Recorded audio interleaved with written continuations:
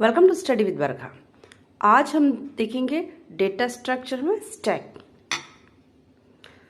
हमने देखा था डेटा स्ट्रक्चर दो प्रकार के होते हैं, लीनियर डेटा स्ट्रक्चर और नॉन लीनियर। लीनियर में हमने देखा है अरे, quiz and stack. Linear data structure क्या होता है? इसमें डेटा जो होता है वो लीनियर सीक्वेंस में अरेंज होता है। इसको हम जब ट्रैवर्स करते हैं तो सिंगल रन में सीक्वेंशियली ट्रैवर्स करते हैं। अगर बीच का कोई एलिमेंट हमको सर्च करना है तो हम उसको वहाँ तक सीक्वेंशियली हमें सर्च करना पड़ेगा फ्रॉम स्टार्टिंग से। तो कंटिन्यूसली हमें उसको सीक्वेंस में सर्च करना होगा, या जब हम इंसर्ट करते तो भी हमें कंटिन्यूसली इंसर्ट करना होगा। अब इसमें हमने देखा था स्टैक। तो स्टैक को हम कहते हैं last in first out, LIFO structure है ये क्या होता है? जैसे कि ये बुक्स का स्टैक है, ये प्लेट का स्टैक है। इसमें आप एलिमेंट को जब इंसर्ट करते हो तो जो फर्स्ट एलिमेंट जो इंसर्ट किया है वो सबसे नीचे जाता है और उसके बाद नेक्स्ट आएगा। देन इस तरह से एक के ऊपर एक, जैसे हम बुक्स को रख रहे हैं या प्लेट्स को रख रहे हैं, तो सबसे पहला एलिमेंट हमने जो इंसर्ट किया वो सबसे नीचे गया है, और उसके बाद इस जो आप देख रहे हैं सामने स्टैक को, और उसके बाद जो नेक्स्ट बुक या प्लेट आ रही है उसके ऊपर हम उसको अरेंज कर रहे हैं।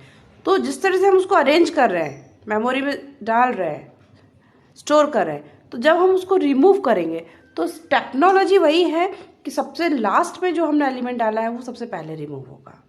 सो ये बेसिक फंक्शनैलिटी है स्टैक। मतलब इस तरह से हमको मेमोरी में अरेंजमेंट मिलेगा, सबसे लास्ट एलिमेंट जो हमने पुट किया है वो सबसे पहले ही रिमूव होगा। और एक्सेसिंग मेथड में इसी तरह से हम टॉप टू बॉटम सबसे पहले जो ऊपर वाला है उसको ही रिमूव करेंगे, बीच वाला अगर चाहिए तो सबसे टॉप वाला पहले, उसके बाद नेक्स्ट, इस तरह से हम उसको वन बाय वन रिमूव करेंगे। अब इसका क्या यूज है? तो आप देखते हैं जो वेब ब्राउजर में हिस्ट्री में अगर जाएंगे और हमें आपको हिस्ट्री देखना है तो क्या होता है कि जो सबसे लास्ट रिसेंटली आपने जिस चीज को एक्सेस किया है उसको आप सबसे पहले देखते हैं। जब आप हिस्ट्री वॉच करते हैं तो पहले टुडे का आता है, फिर स्टडे का आता है, फिर उसके बाद डे बाय डे। तो लास्ट में सबसे ज़्यादा जो आपने फ्रिक्वेंटली या सबसे लास्ट में जो पेजेस विजिट किए हैं वो आपको सबसे ऊपर दिखाई देते हैं। तो मेमोरी में जो भी आपकी हिस्ट्री है वो स्टैक में स्टोर होती है। So last in first out के ऑर्डर पर आपको डिस्प्ले होती है जब आप उसको एक्सेस करते हैं। इसके अलावा टेक्स्ट, जैसे कि वर्ड में आपने कुछ काम किया है, कई सारे स्टेप्स परफॉर्म कर लिए, फिर जब आप अंडू करते हो तो सबसे लास्ट में जो आपने ऑपरेशन किया वो सबसे पहले अनडन होता है। इस तरह से रिवर्स में लास्ट वाला, फिर उसके पहले वाला, फिर उसके पहले वाला आपका सीक्वेंस में अंडू होता है। अब आप देखिए, जब कॉल करते हैं फंक्शंस को प्रोग्रामिंग में, जैसे सी प्रोग्रामिंग में, तो लोकल वेरिएबल्स है वो भी मेमोरी में से होंगे लास्ट इन फर्स्ट आउट के ऑर्डर में। आपका जो रिकर्सिव फंक्शंस है वो भी लास्ट इन फर्स्ट आउट के ऑर्डर में ही आपका एक्सेस होता है। अब हम देखते हैं एब्स्ट्रैक्ट डेटा टाइप क्या है। तो एब्स्ट्रैक्ट मतलब होता है कि हम, वैसे एब्स्ट्रैक्ट मतलब होता है सार, संक्षेप, या किसी चीज का मेन इंफॉर्मेशन को हाइड करके ऊपर की इंफॉर्मेशन, आउटलाइन। दो मतलब होते हैं, एक होता है एब्स्ट्रैक्ट मतलब उसका सार, और दूसरा होता है आउटलाइन आप रख रहे हैं, मेन इंफॉर्मेशन हाइड कर रहे हैं, सिर्फ आउटलाइन है, आप उसको दिखा रहे हैं। तो एब्स्ट्रैक्ट का मतलब यहाँ पर है कि हम डेटा टाइप को और उसके ऑपरेशंस को we can use and the data type and the operations, but how those operations are working, this information is hidden from the user.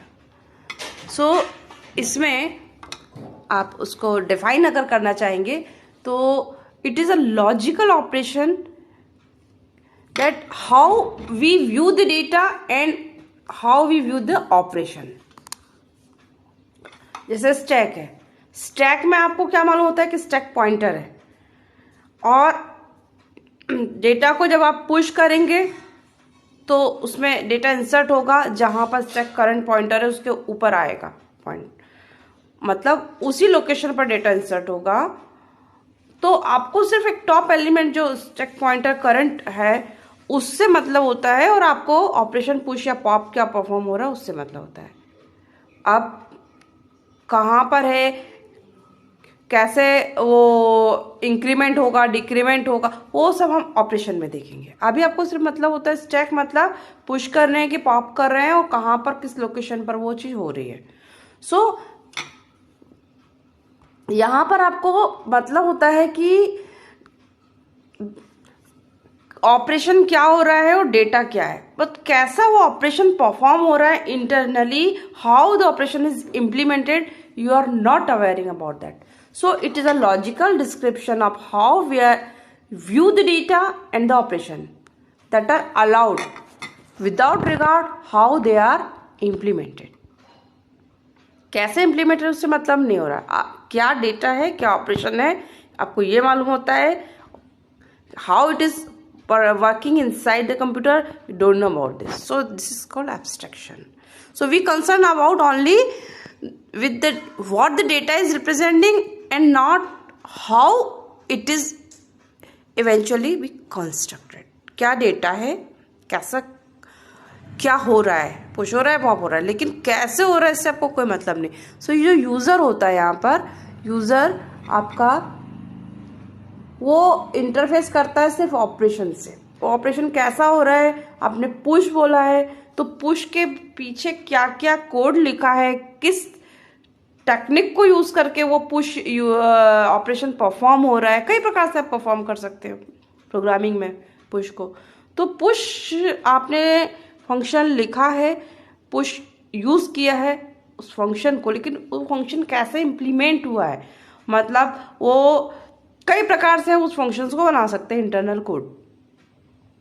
जब आप प्रोग्रामिंग करेंगे तो पुश के पीछे जो कोडिंग लिखी है वो आप कई प्रकार से कर सकते हैं, लेकिन यूजर को कोई मतलब नहीं. उसने पुश लिखा मतलब पुश होना चाहिए, पॉप लिखा मतलब pop. So this is hiding the implementation detail.